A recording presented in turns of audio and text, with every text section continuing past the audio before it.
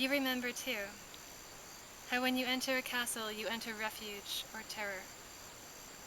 You enter the grandeur of the sacred.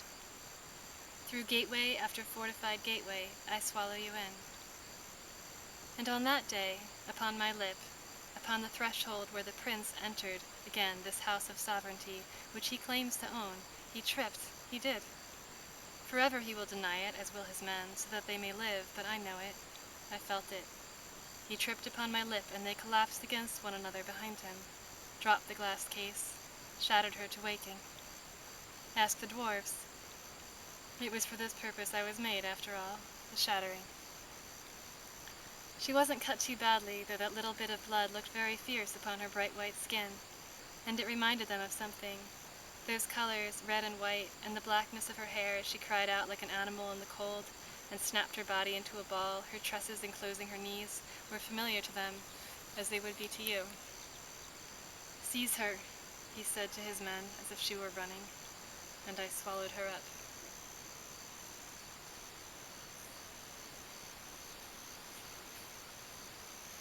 Everyone began to clap in rhythm as the pipe started up again, and my sister-in-law danced solo on top of the table, twitching her perfect shoulders and balancing her arms on the air like feathers tilting on the wind. She swung her wrists and twirled her ankles, her rippled skirts blossoming around silken feet that had never touched the earth. And I was exhaling, as I realized my husband would never ask me any hard questions. He would never wonder how I, for example, a girl turned slave in her own household, could have appeared at his ball in those 3 dresses so fine, or those earrings made of glass and silver, or those slippers made of gold. In his world, everyone had those things, and it would never occur to him to wonder how someone without them could ever have obtained them.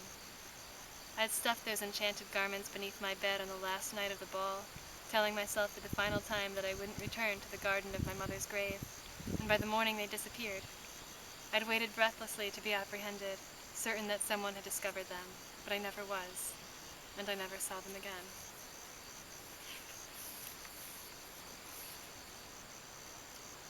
There was fear in that kiss that woke me, and not my beloved's.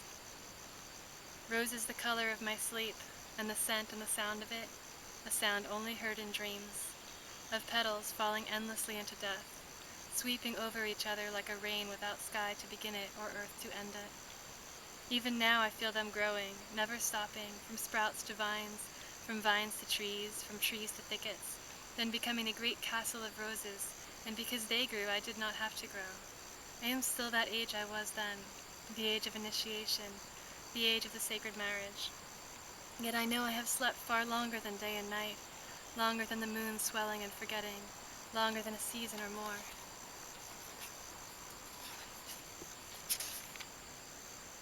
The beast you feared had enslaved me. He is not a beast. He is a man. I have married him. My dear sisters, how can I tell you? I am not coming home. The ritual of forgetting is one of the rites Sleeping Beauty passed through while she slept, in her dream of 100 years, a dream sent to her by that very same dark fairy who cursed her to sleep. I wanted to write a fairy tale that didn't end with getting the one you want, as if that is the end. I wanted to write a love story that began there. Doesn't relationship itself have a story? I wanted to write a story about what it means to be a princess or even a queen.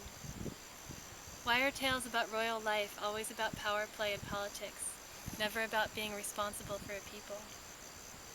I wanted to write a story about actual sovereignty, and about feminine sovereignty, how it might evolve through relationship, nurturing, body wisdom, endless loss and endless renewal, looking inward and outward, individuating and loving, standing proud and letting go.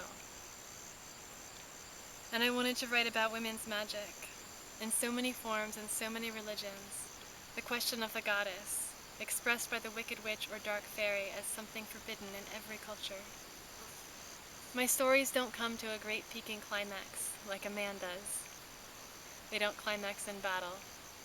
They spiral in. This idea of living with the beloved, this idea of relationship itself as a journey. What if we loved the earth like that too?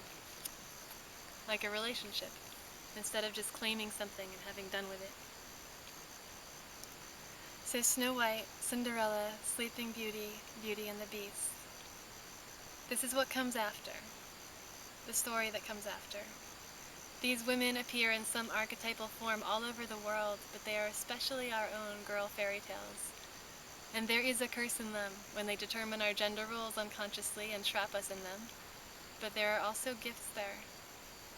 That dark fairy witch has all the feminine magic that witches were burned for once. Earth knowledge, the surrender of true interconnectedness, joyous sexuality, winter, the dream time, chaos, rage, and so much more. So the ritual of forgetting is this first book in my trilogy, After Ever After.